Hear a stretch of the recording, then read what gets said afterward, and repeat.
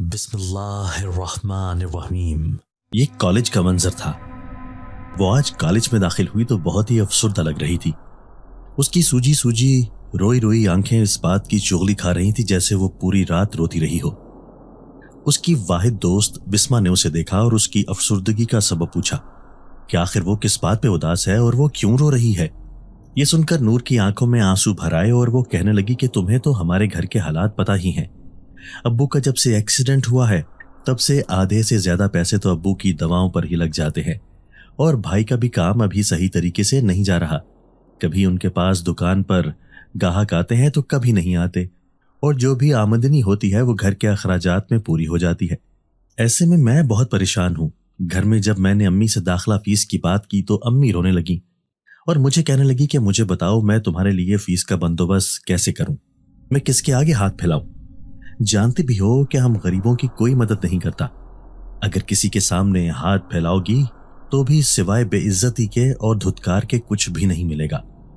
مجھے بھی پتا ہے کہ تمہارے داخلے کی کل آخری تاریخ ہے، اس لیے کل میں اپنے بھائی کے پاس گئی تھی تاکہ ان سے کچھ مدد لے سکوں۔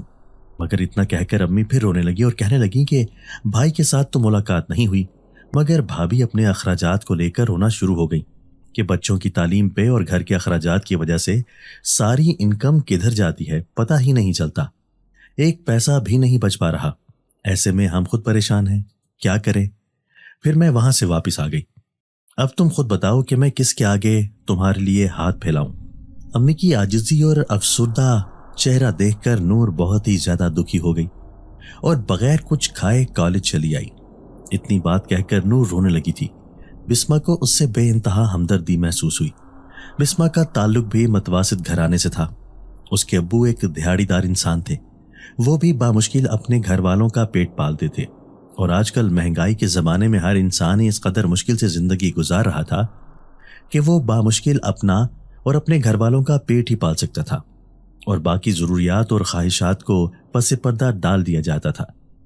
یوں لوگوں نے اپنی سفید پوشی کا بھرم رکھا ہوا تھا۔ پھر جب کلاس کا ٹائم ہو گیا تو وہ دونوں کلاس میں آ گئیں، اور کلاس میں آتے ہی ٹیچر نے ان تمام لڑکیوں کو کھڑا کر دیا جن کے پاس فیس کے پیسے نہیں تھے۔ جب انہوں نے نور کو کھڑا کیا تو اس کی آنکھوں میں آنسو آ گئے۔ اسے پوری کلاس کے سامنے بہت ہی زیادہ شرمندگی محسوس ہو رہی تھی۔ اس کی ٹیچر بے انتہا بے حس تھی۔ اسے کہنے لگی کہ میں تمہارے نت نئے بہانے سن سن کر تنگ آ چکی ہوں۔ اگر تم لوگوں کے پاس پڑھائی کے لیے پیسے نہیں ہیں تو تم لوگوں کو کالج میں آنے کی کیا ضرورت ہے؟ تم لوگ گھر پر بیٹھو، کوئی ہنر سیکھو اور گھر والوں کی مدد کرو۔ اگر تمہارے پاس پیسے نہیں ہیں فیس کے تو تم یہاں سے جا سکتی ہو، میں نے یہاں کوئی یتیم خانہ نہیں کھول رکھا۔ یہ باتیں سن کر نور کی آنکھوں سے زاروں قطار آنسو بہنے لگے۔ اس نے اپنے ہاتھ میں پکڑی ہوئی کتاب بیگ میں ڈالنی شروع کر دی۔ اسے تعلیم حاصل کرنے کا بہت شوق تھا اور وہ پڑھ لکھ کر کچھ بننا چاہتی تھی، مگر اب ایسے لگ رہا تھا جیسے اس کی یہ خواہشیں ادھوری رہ جائیں گی۔ ابھی وہ بیگ بند کر کے جانے ہی والی تھی جب ملازم نے آ کر ٹیچر کو کہا کہ نور کا بھائی آیا ہے اور یہ فیس کے پیسے وہ دے کر گیا ہے اور وہ نور کو وزٹنگ روم میں بلا رہا ہے۔ ٹیچر نے فیس کے پیسے پکڑے اور پھر نور کو وزٹنگ روم میں جانے کے لیے جانے کی اجازت دے دی تھی۔ وہ خوشی خوشی وزٹنگ روم میں گئی۔ وہ جانتی تھی کہ اس کے گھر والے اس سے بہت محبت کرتے ہیں، مگر وہ ان کی مجبوریوں کو بھی بہت اچھے سے جانتی تھی۔ اس کے وہم و گمان میں بھی نہیں تھا کہ اس کا بھائی کہیں سے بھی ادھار لے کر اس کی فیس جمع کروانے کے لیے آ جائے گا۔ جب وہ خوشی خوشی وزٹنگ روم میں گئی تو سامنے ہی اس کا بھائی صوفے پر بیٹھا ہوا اخبار اٹھا کر اس کا مطالعہ کر رہا تھا۔ وہ خوشی سے اس کے پاس گئی اور کہا، جمیل، تمہارا بہت بہت شکریہ، تم نے میری زندگی کی سب سے بڑی خواہش پوری کر دی۔ میں آج یہ سوچ کر پریشان ہو رہی تھی کہ آج اگر میں نے فیس جمع نہ کروائی تو آج تو میرا داخلہ ہی نہیں جائے گا، تو پھر میں کیا کروں گی؟ تم نے میرا بہت بڑا مسئلہ حل کر دیا ہے۔ واقعی میں تم بہت اچھے بھائی ہو اور آج تم نے اس بات کا حق ادا کر دیا ہے۔ وہ مسکراتے ہوئے اس کی طرف دیکھ رہا تھا۔ نور کو کچھ عجیب سا احساس ہوا۔ آج اس کے دیکھنے کا انداز، اس کے بات کرنے کا انداز بدلا ہوا تھا، اور نور جتنی دیر نور بولتی رہی وہ اس کو یک تک خاموشی سے دیکھتا رہا۔ اس نے کسی قسم کی کوئی بات نہیں کہی تھی، اور پھر کافی دیر اسے دیکھنے کے بعد وہ اسے کہنے لگا کہ ٹھیک ہے، اب میں گھر چلتا ہوں۔ اس کے بعد وہ کلاس روم میں آ گئی، اور گھر جانے کے بعد جب وہ خوشی خوشی امی کے پاس گئی تو کچن میں امی اور اس کے بھائی دونوں افسردہ بیٹھے ہوئے تھے۔ بھائی نے اس کو دیکھا اور اس سے نظریں چرا لی، اور امی نے اس کے سامنے سالن رکھا۔ اسے کہنے لگی کہ جلدی سے تم کچھ کھا لو، صبح سے تم بھوکی ہوگی، تم نے کچھ بھی نہیں کھایا ہوگا۔ اس سے پہلے کہ نور کچھ بولتی اس کا بھائی کہنے لگا کہ میں بہت ہی زیادہ شرمندہ ہوں، تم مجھے معاف کر دو، میرا یہ فرض بنتا ہے کہ میں تم لوگوں کی خواہشات کا احترام کروں، مگر مجبوری کی وجہ سے میں تمہاری یہ خواہش پوری نہیں کر سکا، میں اس کے لیے تم سے معافی چاہتا ہوں۔ نور اسے حیرت سے دیکھنے لگی، اسے کچھ سمجھ نہیں آ رہا تھا کہ یہ دونوں کس بارے میں بات کر رہے ہیں۔ اب جب اس نے کہا کہ آپ کھل کر بتائیں آپ کیا کہنا چاہتے ہیں، تبھی اس کا بھائی بولا کہ آج تمہارے داخلے کی آخری تاریخ تھی اور میں لاکھ چاہنے کے باوجود بھی پیسوں کا ارینج نہیں کر سکا تھا، اور میں جانتا ہوں کہ تمہارا یہ سال ضائع ہو گیا ہے۔ یہ سن کر نور حیران رہ گئی، اسے اپنی آنکھوں اور کانوں پر بالکل بھی یقین نہیں آ رہا تھا۔ وہ اپنے بھائی کی اس بات کو مذاق سمجھ لیتی، مگر اس کی آنکھوں سے بہتے آنسو اس بات کی نشاندہی کر رہے تھے کہ وہ جو کچھ کہہ رہا تھا سچ کہہ رہا تھا۔ اب نور کی سمجھ میں نہیں آ رہا تھا کہ یہ سب کیا تھا۔ اگر اس کا بھائی یہاں پہ تھا تو کالج میں وہ کون تھا جس نے نہ صرف نور کی فیس دی تھی بلکہ کافی دیر وہ نور کو اپنے ساتھ بٹھا کے اسے دیکھتا رہا۔ نور کو اس کا انداز، اس کا دیکھنے کا انداز، اس کا بات کرنے کا انداز بہت ہی زیادہ عجیب لگا تھا، اور اب اس کا بھائی کہہ رہا تھا کہ وہ تو اس کے کالج میں گیا ہی نہیں۔ وہ حیران پریشان رہ گئی۔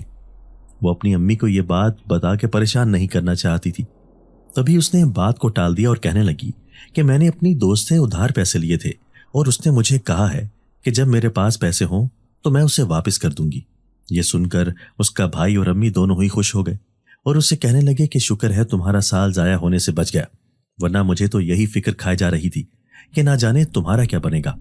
ان ساری باتوں کے جواب میں اس نے کچھ بھی نہیں کہا تھا، اس نے خاموشی اختیار کر لی، مگر دل ہی دل میں سوچے جا رہی تھی کہ اللہ ہی جانے وہ کون ہے جس نے نور کی اس مشکل وقت میں مدد کی۔ جو کوئی بھی تھا یقیناً اللہ کا کوئی نیک انسان تھا، مگر حیرت کی بات یہ تھی کہ اس کی شکل ہو بہو نور کے بھائی جیسی کیسے تھی، ویسے ہی ناک نقشہ، ویسے ہی بولنے کا انداز۔ دن اسی طرح معمول پر گزر رہے تھے۔ ایک بار تو سوتے سوتے ہوئے اچانک سے اس کی آنکھ کھل گئی، اسے کسی کے رونے کی آواز سنائی دے رہی تھی۔ جب اس نے غور کیا تو یہ آواز ساتھ والے کمرے سے آ رہی تھی۔ وہ فوراً سے اٹھی اور جب امی ابو کے کمرے میں گئی تو اس کی امی زور زور سے رو رہی تھی، کیونکہ اس کے ابو کی حالت یکدم بہت ہی زیادہ بگڑ چکی تھی۔ انہیں کھانسی کا شدید دورہ پڑ چکا تھا اور تکلیف کے باعث ان کی آنکھوں سے آنسو بہہ رہے تھے۔ یہ دیکھ کر نور کو بھی اپنا دل بند ہوتا محسوس ہوا۔ وہ اپنے ماں باپ سے بہت ہی زیادہ محبت کرتی تھی۔ پچھلے کچھ دنوں سے انہیں ٹی بی کی بھی شکایت ہو گئی تھی، اس لیے انہیں شدید کھانسی کا دورہ پڑتا تھا اور ان کے پاس اتنے پیسے نہیں تھے کہ ان کا علاج کروا سکے۔ خدا خدا کر کے آدھی رات کے قریب جا کر اس کے ابو کی حالت سنبھلی اور وہ لوگ اپنے اپنے کمروں میں سونے کے لیے چلے گئے۔ صبح جب نور کالج گئی تو اس کی روئی روئی آنکھیں دیکھ کر اس کی دوست پوچھنے لگی، کیا بات ہے، آج تم اتنی اداس اداس کیوں لگ رہی ہو؟ جواباً اسے نور بتانے لگی کہ رات ابو کی طبیعت بہت زیادہ خراب ہو گئی تھی۔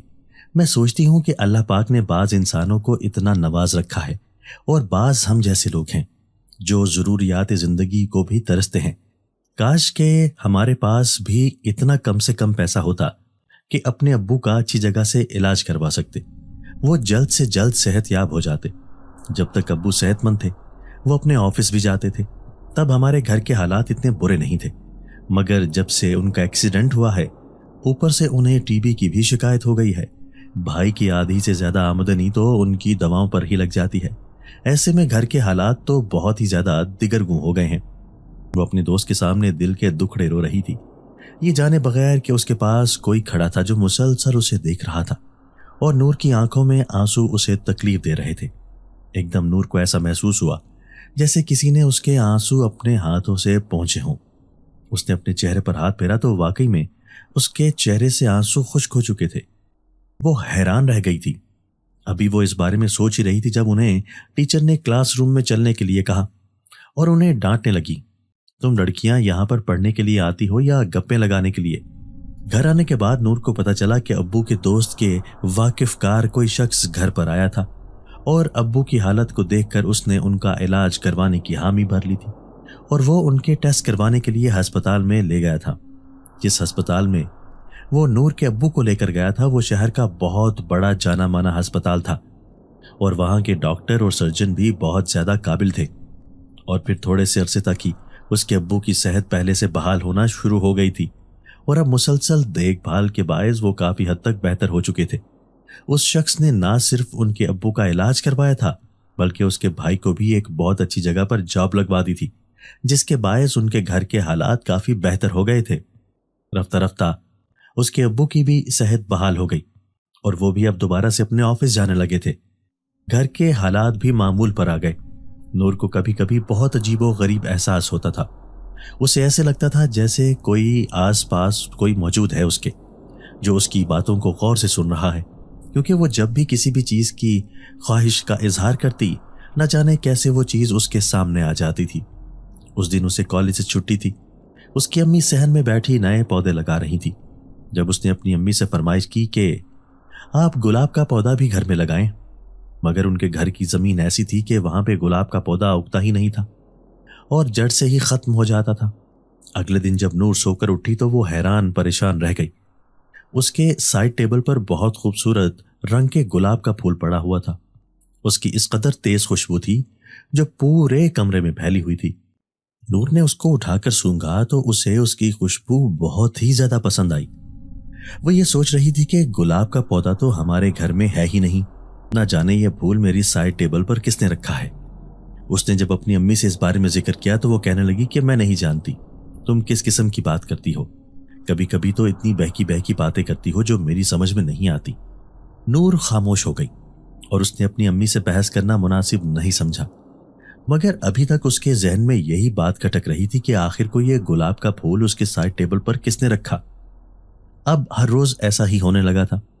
وہ جب بھی سو کر اٹھتی تھی اس کے سائڈ ٹیبل پر روزانہ ایک تر و تازہ گلاب کا پھول پڑا ہوتا تھا۔ اب تو اسے ڈر لگنے لگا تھا۔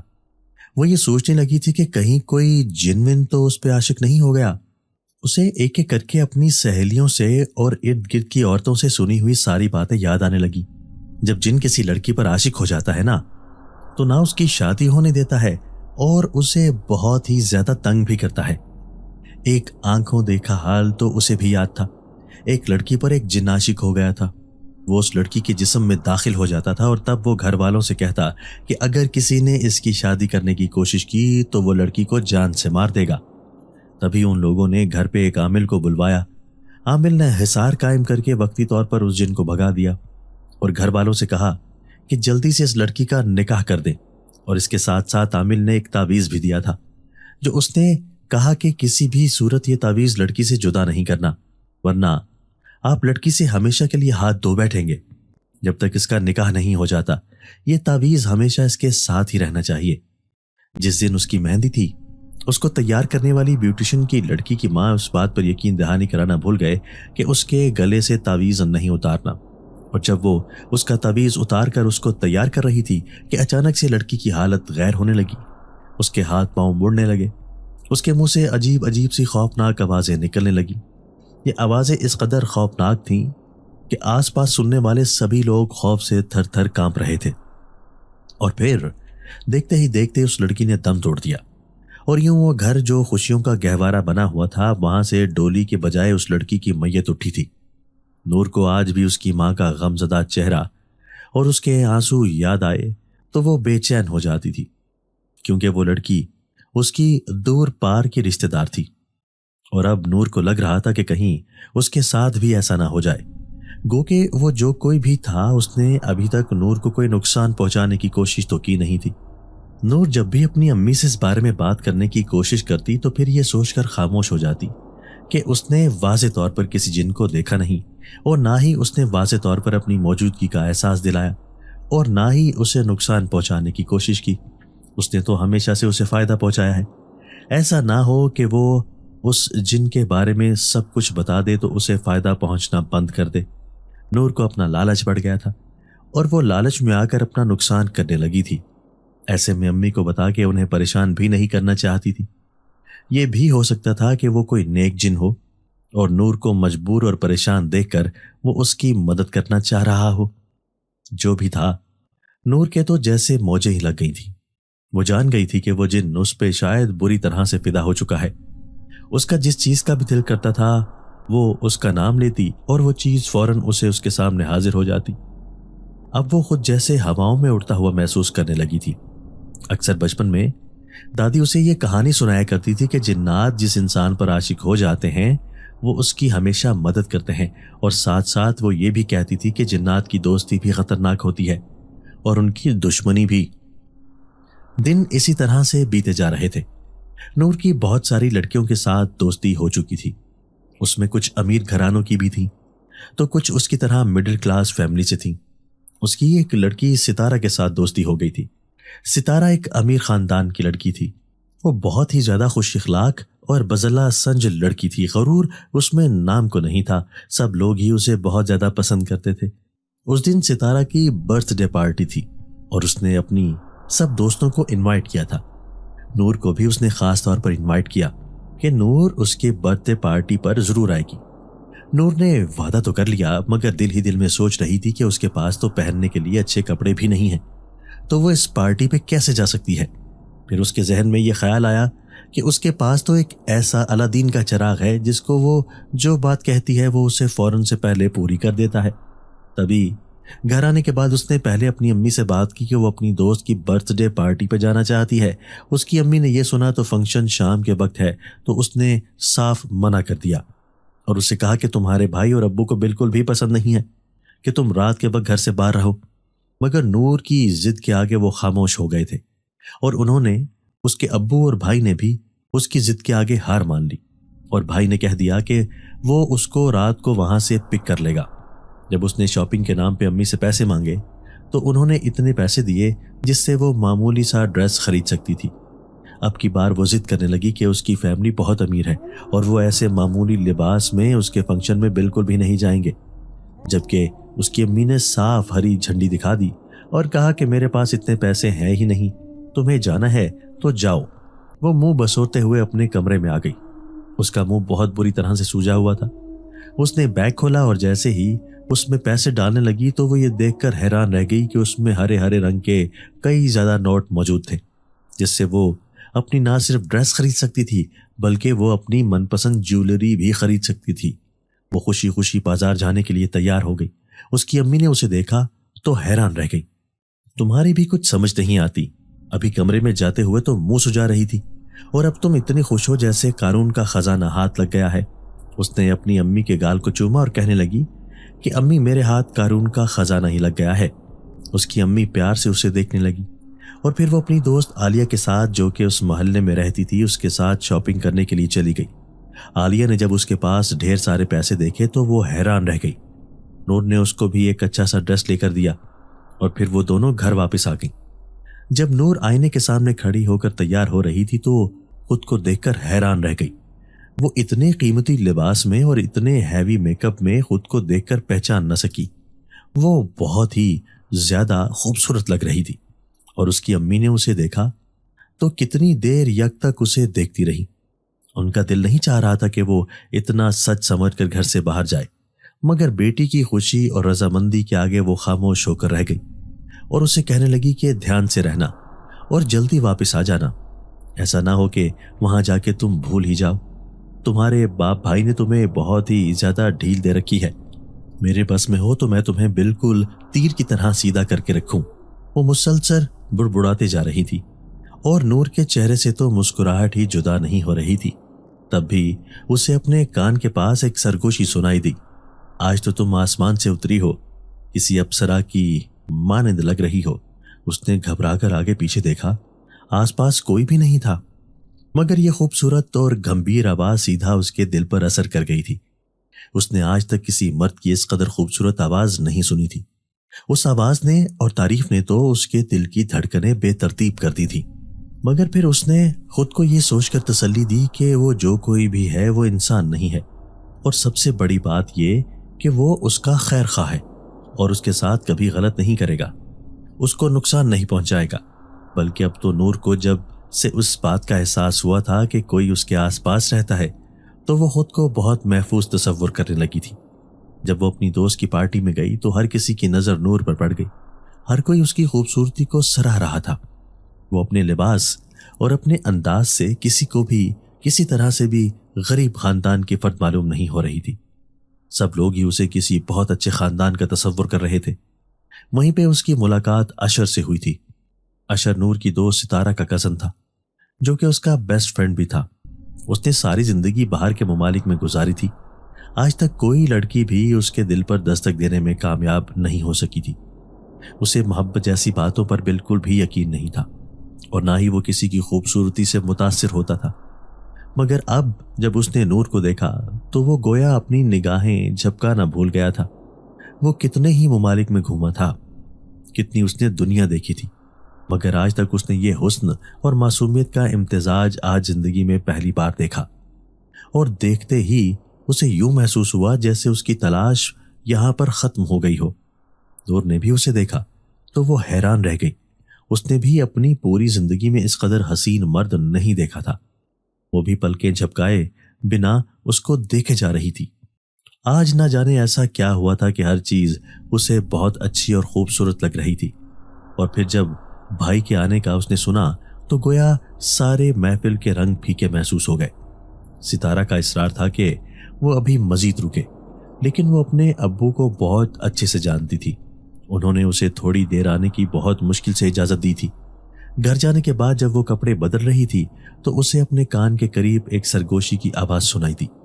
آج کے بعد میں تمہیں کسی کے لیے اتنا سجے سنورے مت دیکھوں۔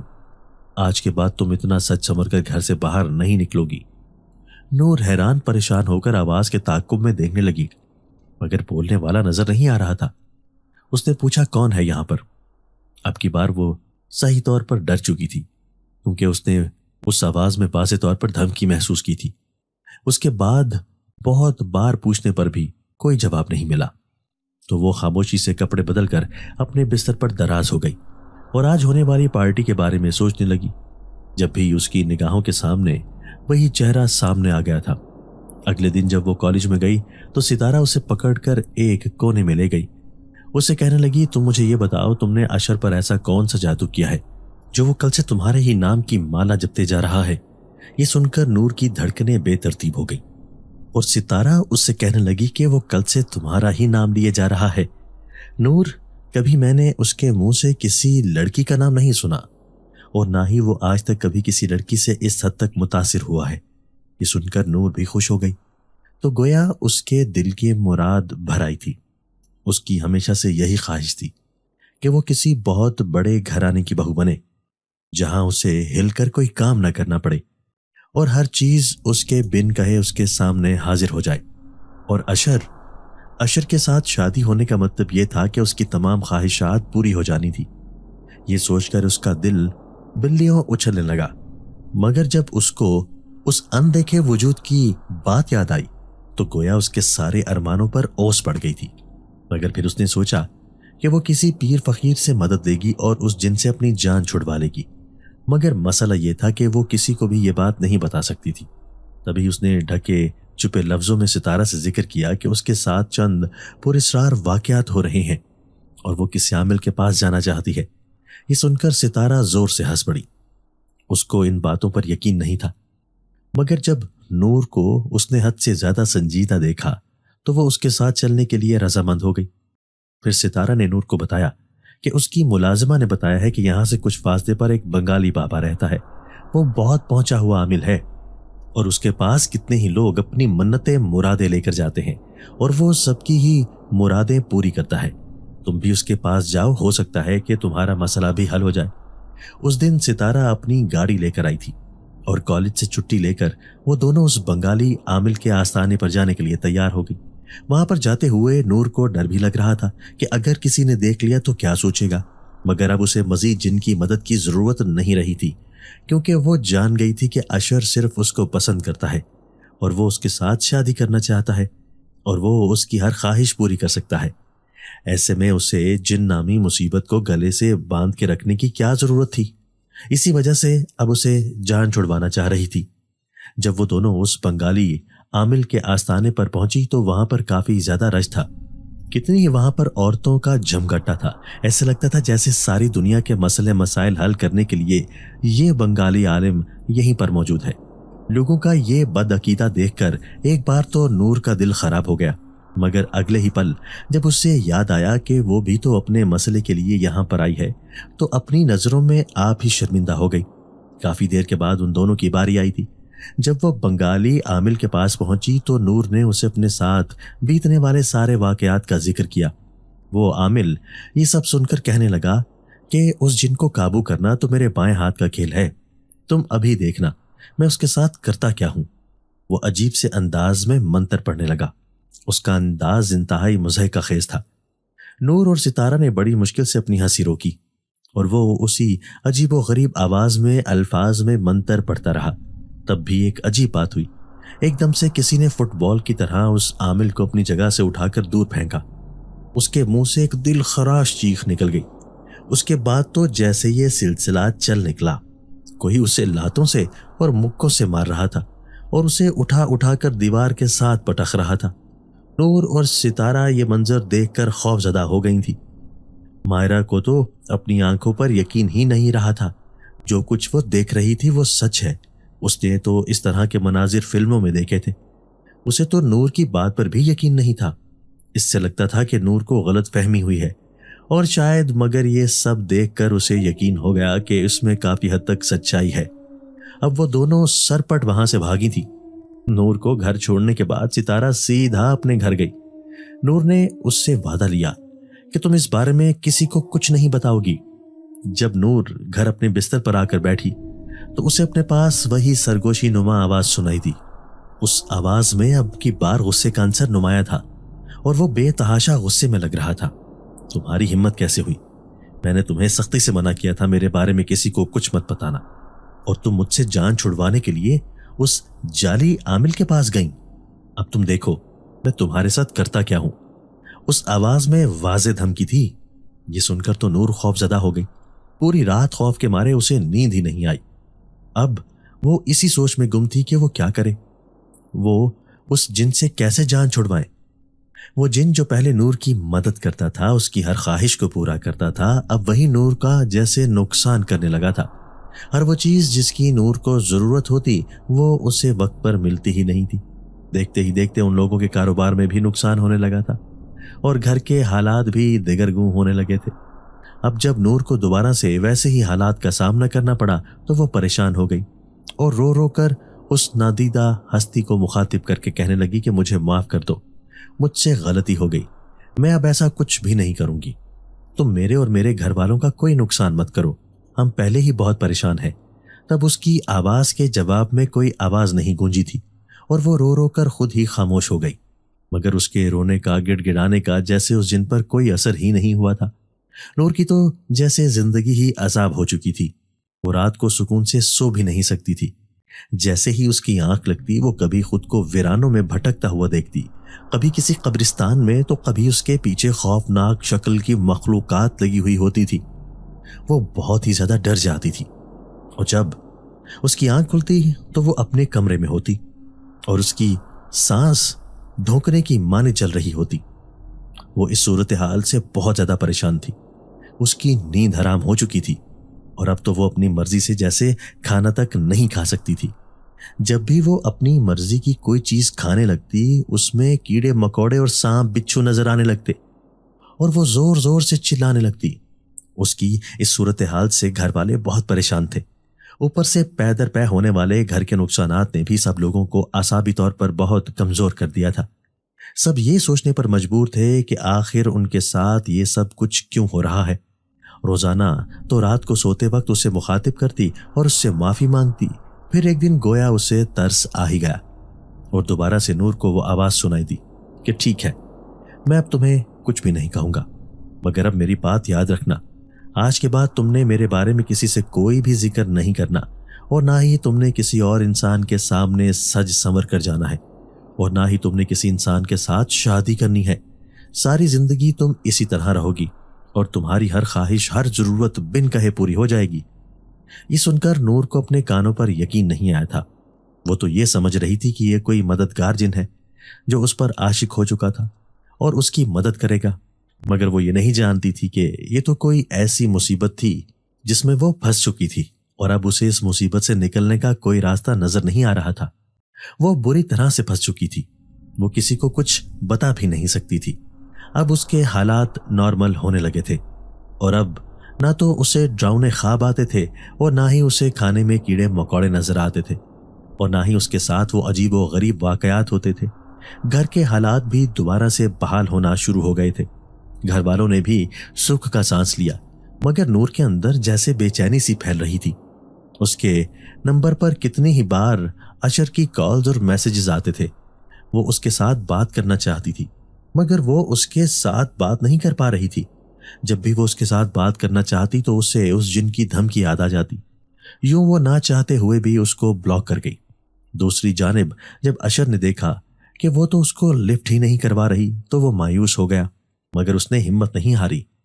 وہ سمجھ گیا کہ یہ ایک بہت اچھی لڑکی ہے، اور یہ جس خاندان سے تعلق رکھتی ہے وہاں پر لڑکوں کے ساتھ باتیں کرنا، دوستی کرنا معیوب سمجھا جاتا ہے۔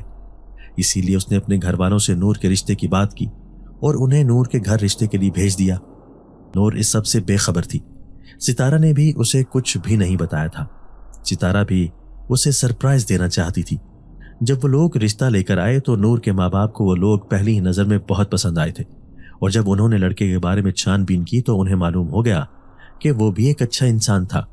یوں اس رشتے سے انکار کرنے کی کوئی وجہ نہیں بنتی تھی۔ اس ساری باتوں سے نور لا علم تھی۔ سب اسے سرپرائز دینا چاہتے تھے۔ پھر ایک دن جب وہ کالج سے واپس آئی تو اسے گھر میں کوئی بھی نظر نہیں آیا تھا۔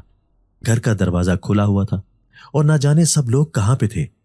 وہ اپنی امی کو آوازیں دیتے ہوئے گھر میں داخل ہوئی، اور ایک کمرے میں جب وہ داخل ہوئی تو ایک دم کمرے کا دروازہ بند ہو گیا اور پورا کمرہ اندھیرے میں ڈوب گیا۔ وہ بہت بری طرح ڈر گئی۔ وہ سمجھ گئی کہ وہ جن زیادہ پھر سے آ گیا ہے اور وہ اس سے اب خوف زدہ کرنا چاہتا ہے، مگر وہ یہ نہیں جانتی تھی کہ آخر وہ اسے کس بات پر خوف زدہ کر رہا ہے۔ جب بھی یکدم کمرے کی لائٹ آن ہو گئی اور وہاں پر سب لوگ ہی موجود تھے، ان میں اشر اور اس کے گھر والے بھی موجود تھے۔ آج نور کی سالگرہ تھی اور وہ سب لوگ اسے سرپرائز دینا چاہتے تھے، اور آج ہی اسے یہ خوشخبری بھی ملی کہ اس کی اشر کے ساتھ منگنی ہو رہی ہے، اور سالگرہ منانے کے ساتھ ساتھ اشر نے اس کے ہاتھ میں اپنے نام کی انگوٹھی بھی پہنا دی تھی۔ وہ خوش ہونے کی بجائے بدحواس ہو گئی تھی۔ اسے سمجھ نہیں آ رہا تھا کہ اب وہ کیا کرے۔ اسے اس جنزادے کی دھمکیاں یاد آ رہی تھیں، اور وہ تو سب کے جانے کے بعد اب اکیلے کمرے میں جانے سے بھی ڈر رہی تھی۔ مگر اب کیا ہو سکتا تھا؟ حالات کا سامنا تو اسے کرنا ہی تھا۔ جب وہ کمرے میں گئی تو تھوڑی ہی دیر کے بعد اس کے سامنے ایک دھواں نمودار ہوا۔ دیکھتے ہی دیکھتے وہ دھواں ایک انسانی جسم میں تبدیل ہو گیا۔ وہ ایک نوجوان لڑکا تھا جس کی کالی سیاہ آنکھیں تھیں، اور ان آنکھوں میں بے تحاشا غصہ تھا۔ وہ غصے سے نور کو گھور رہا تھا۔ میرے منع کرنے کے باوجود تم نے وہی کام کیا، اور تم نے مجھ سے وعدہ خلافی کی۔ اب تمہیں اس چیز کی سزا بھگتنی پڑے گی۔ نور اس سے معافیا مانگ رہی تھی، اس کے آگے ہاتھ جوڑ رہی تھی، مگر اس پہ جیسے اثر ہی نہیں ہو رہا تھا۔ وہ دوبارہ سے انسان سے دھوئیں میں تبدیل ہو گیا اور وہ نور کے جسم میں داخل ہو گیا۔ سب گھر والے نور کے رویے سے حیران تھے۔ اس کے بکھرے بال، انگارہ آنکھیں سب لوگوں کو حیران پریشان کر رہی تھی۔ اس دن ایک عجیب بات ہوئی۔ اشر کے گھر والے نور کی شادی کی ڈیٹ فکس کرنے آئے تو اچانک سے نور وہاں پر آ گئی اور اس کے منہ سے مردانہ آواز نکلنے لگی، اور وہ ان لوگوں کو غصے سے کہنے لگی کہ یہاں سے دفع ہو جاؤ۔ نور صرف میری ہے اور اس کی میرے علاوہ کسی کے ساتھ بھی شادی نہیں ہو سکتی۔ اس کا یہ انداز دیکھ کر سب لوگ پریشان ہو گئے۔ آخر اسے کیا ہو گیا ہے؟ اس کی امی نے اسے سمجھانے کی کوشش کی اور اسے اپنے کمرے میں لے جانے کے لیے بولا، مگر وہ تو جیسے کچھ سن ہی نہیں رہی تھی۔ وہ اپنے حواسوں میں نہیں تھی۔ اب وہ ان لوگوں کو واضح طور پر دھمکیاں دے رہی تھی کہ اگر آپ لوگ یہاں سے نہیں گئے تو انجام کے ذمہ دار آپ لوگ خود ہوں گے۔ نور صرف میری ہے اور کوئی اس کا نام لے گا تو مجھ سے برا کوئی نہیں ہوگا۔ اتنی بات کہہ کر نور اپنے کمرے میں چلی گئی تو سب ہک دک ہو کر ایک دوسرے کو دیکھنے لگے۔ تبھی مائرہ نے ہمت کی اور اس نے تمام باتیں سب لوگوں کو بتا دی۔ یہ سب سن کر سب لوگوں کو پتہ چلا کہ اس کے ساتھ جناتی مسئلہ ہے، اور یہ جو کوئی بھی کر رہی ہے نور اپنی مرضی سے نہیں کر رہی، بلکہ وہ جن اس سے کہلوا رہا ہے۔ تو اس کا مطلب یہ ہے کہ اس جن نے نور کے جسم پر قبضہ کر لیا تھا۔ اگر ایسا تھا تو یہ بہت برا ہوا تھا۔ اس کے ماں باپ سخت پریشان ہو چکے تھے، اور انہوں نے ایسا کوئی عامل نہیں چھوڑا جس کے پاس وہ نور کے علاج کے لیے بات کرنے کے لیے نہیں گئے، مگر جو لوگ جن کی شہرت دور دور تک پھیلی ہوئی تھی، جن کے پاس لوگ دور دور سے آتے تھے، وہ بھی جب نور کے پاس آتے اور اس کو دیکھتے ہی وہ وہاں سے بھاگ جاتے تھے۔ سب کا یہی کہنا تھا کہ یہ کام ان کے بس کا نہیں ہے اور وہ اس جن سے مقابلہ نہیں کر سکتے کیونکہ بہت طاقتور جن ہے۔ اس ساری صورتحال سے اشر بھی بہت پریشان تھا۔ نور وہ واحد لڑکی تھی جو اس کے دل میں جگہ بنانے میں کامیاب ہوئی تھی اور وہ کسی بھی صورت اس کو خود سے دور نہیں کر سکتا تھا۔ جب بھی اس نے ہمت نہیں ہاری اور وہ ایک کے بعد ایک عامل کے پاس جا کے نور کا مسئلہ بیان کرتا، مگر نہ جانے کیا بات تھی کہ کوئی بھی اس مسئلہ کے حل کرنے پر تیار نہیں تھا۔ ایک دن وہ اسی سوچ میں گم تھا اور اس کی گاڑی سگنل پر رکی تھی جب اس کے پاس ایک فقیر آیا اور اسے کہنے لگا کہ اللہ کے نام پہ میری مدد کرو، اللہ تمہارا مسئلہ حل کرے گا۔ اشر نے سوچے سمجھے بغیر ہاتھ میں جتنے پیسے آئے اس کے ہاتھ پہ رکھ دیے۔ وہ فقیر اسے کہنے لگا کہ تمہارے چہرے پر لکھا ہے کہ تم بہت پریشان ہو، مگر فکر نہیں کرو، تمہاری پریشانی اللہ نے چاہا تو دور ہو جائے گی۔ اتنا کہہ کر اس فقیر نے اسے ایک کاغذ دیا جس پہ ایک ایڈریس لکھا ہوا تھا۔ یہ دیکھ کر اشر چونک پڑا اور اسے دیکھنے لگا۔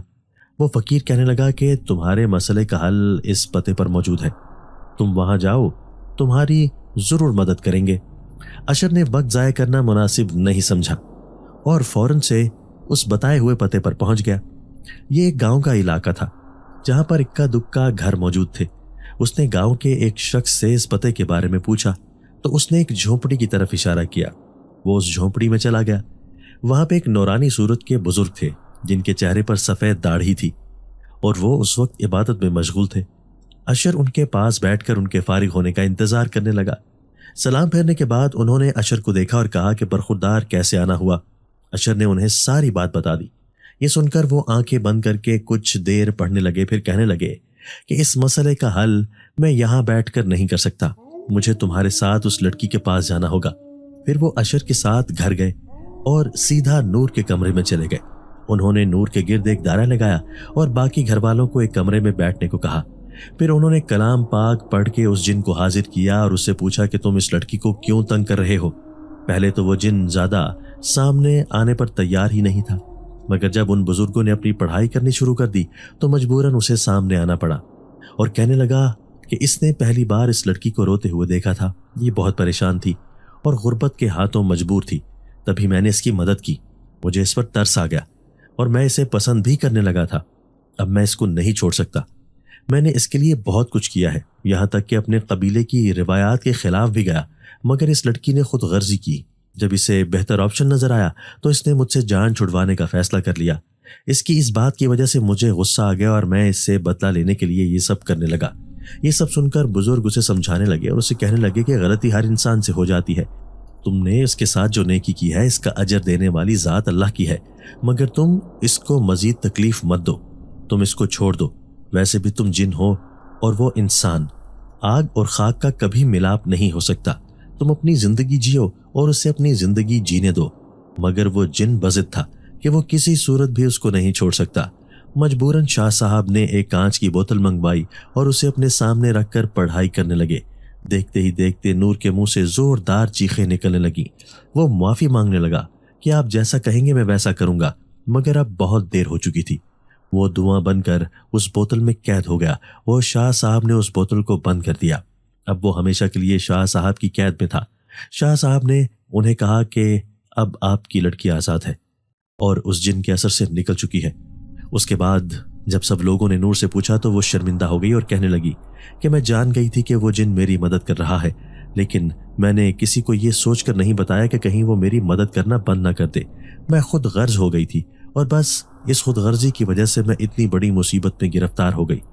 اس کے گھر والوں نے اسے ڈانٹا اور کہا کہ آئندہ کوئی بھی بات ہو اسے اپنے ماں باپ سے نہیں چھپانا چاہیے، ویسے بھی جو لڑکی اکیلے چھپ چھپ کر روتی ہے تو اس لڑکی پر جنات عاشق ہو جاتے ہیں اور پھر اس کے لیے مسائل کھڑے کرتے ہیں۔ اس کے بعد پھر نور کی شادی ہو گئی اور پھر کبھی بھی اس کے ساتھ کوئی مسئلہ نہیں ہوا۔